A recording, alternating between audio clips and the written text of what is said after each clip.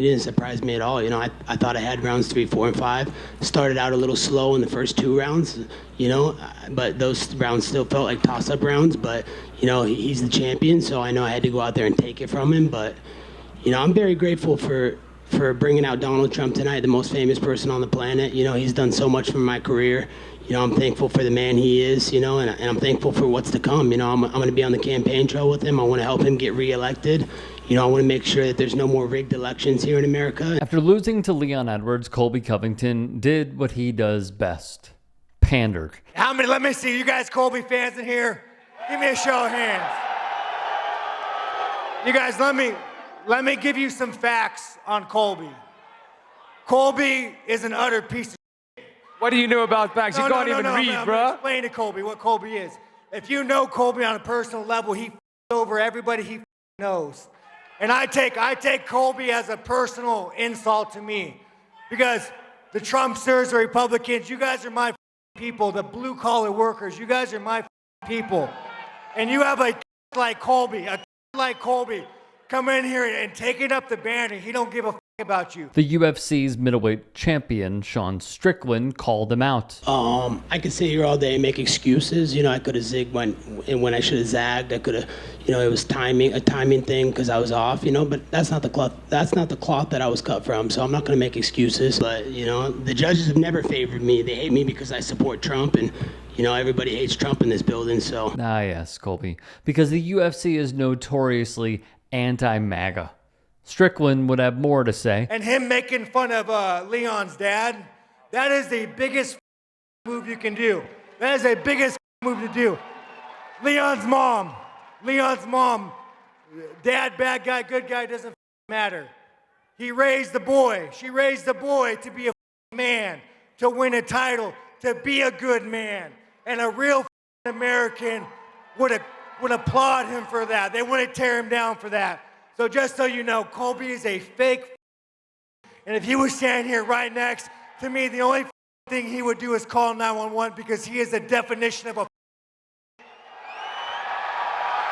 As Colby lost the fight, he's now losing more fans with his excuse-making and conduct, from the build-up to the post-fight presser. Hilariously, Covington was asked by one reporter if he and Donald Trump met up post-defeat. Did you talk to him at all after the fight? No, I haven't had a chance to talk to him yet. I'll probably be able to talk to him after that, and just thank him. Just thank him so much for coming out and making this a spectacle, and all the support he gives to me and shows me. He gives me American Dragon energy every time I talk to him. He uplifts me. It makes me want to be greater. Yes, he certainly uplifts you, Colby, by making it a point to not meet with you after you lost on a pay-per-view card as the main headliner. We have seen this many times over. If there is a theme with Donald Trump, he does not want to be photographed, taking pictures, meeting with, in video form, losers. Remember what he said from the Atlantic's reporting when he was supposed to go to a veterans memorial?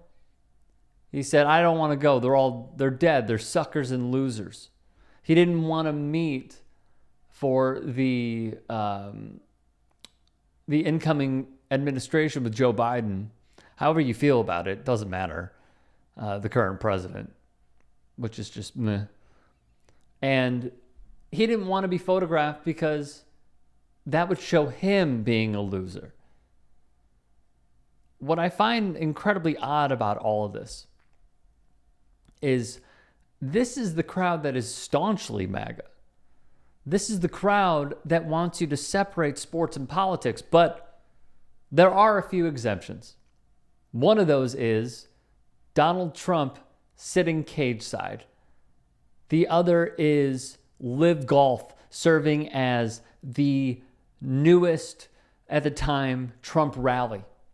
Another is when Donald Trump goes and meets with Dana White and then introduces him to a MAGA crowd at one of his rallies. Another is on ESPN's UFC broadcast, Colby Covington, what a coincidence, receives a call from the president when he was president. and it was broadcasted everywhere. Separate sports and politics, they say, including Colby Covington, except when he does interviews with Sports Illustrated in full-on MAGA gear. Separate politics and sports. But after I lose a title fight, I'm going to talk about how inflation is bad and gas prices are lower under Donald Trump, which was just a horrendously stupid point. But Colby knows this. He was on his last legs as a professional fighter in the UFC. Excuse me. And what did he do? Colby Covington decided to, when in Brazil, call it a dump and go full on heel and screw the relationships that he had with many others, including Jorge Masvidal. He is loathed because everyone understands the act. You know who else does? Donald Trump. And that's why when Colby Covington does lose, he is nowhere in sight. But if he won, where would Donald Trump be? Maybe it's a rhetorical question. I don't know. That's up to you guys. He would be in the cage. He would potentially be putting the belt around Colby Covington. Instead, now Colby Covington, 0-3 in title fights. Not really deserving anymore of getting another title shot. He's on the wrong end of 30. Wrong side of 30. And this is all he has at this point.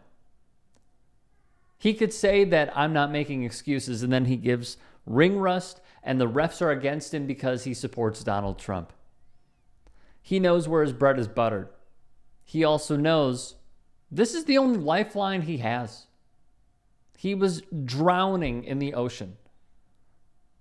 And because he called out to the MAGA base, they threw him a life jacket. This is the epitome of stupidity. This is the epitome of fakeness. And yet for the MAGA crowd, they welcome him with open arms.